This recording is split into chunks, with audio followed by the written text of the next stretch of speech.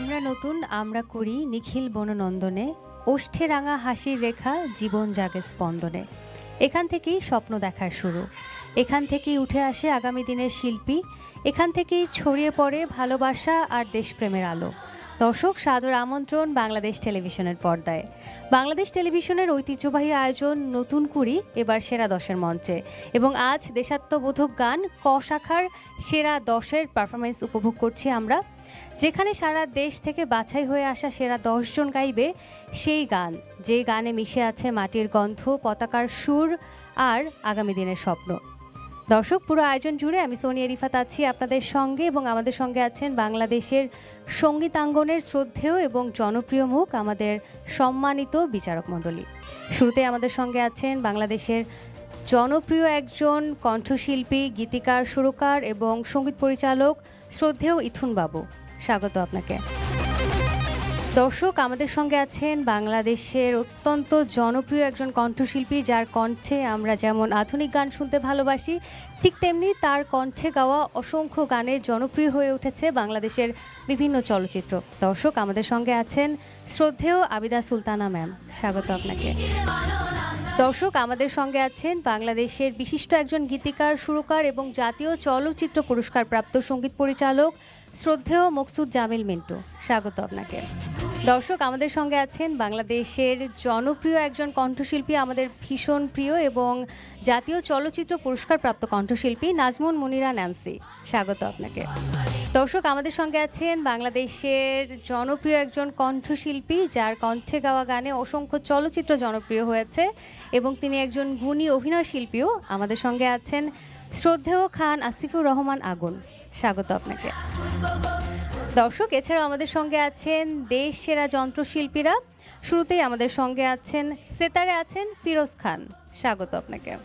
তবলাতে আছেন শিমুল বড়ুয়া। স্বাগত। অক্টোপ্যাডে আছেন এস পুলক। স্বাগত আপনাকে। কিবোর্ডে আছেন রাজীব আহমেদ। বাঁশিতে আছেন সাইদ হাসান বাবু। লিড গিটারে আছেন এমিল মুরসালিন। বেস গিটারে আছেন আজমির বাবু। আজকের এই পুরো আয়োজনের সঙ্গীত পরিচালনায় আছেন শ্রদ্ধেয় আজাদ মিন্টু,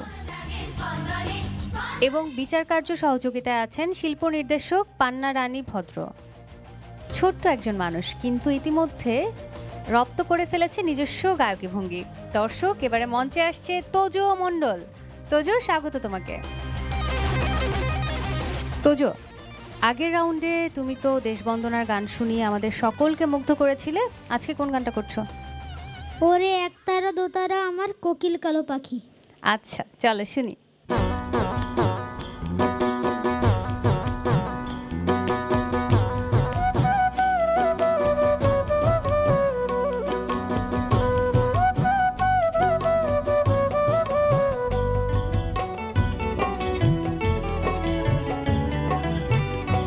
ওরে একতারা দোতারা ওরে কোকিল কালো পাখি, ওরে একতারা দোতারা ওরে কোকিল কালো পাখি।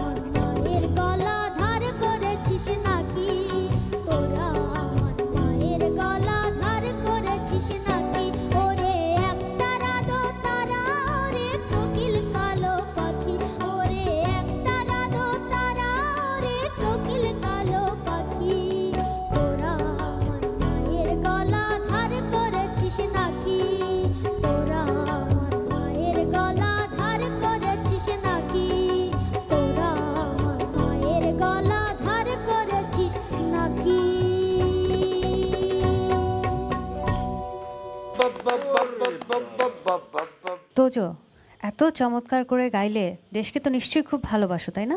হ্যাঁ, আচ্ছা, বড় হয়ে দেশের জন্য কিছু করতে চাও? গরিব মানুষদের সাহায্য করতে চাই।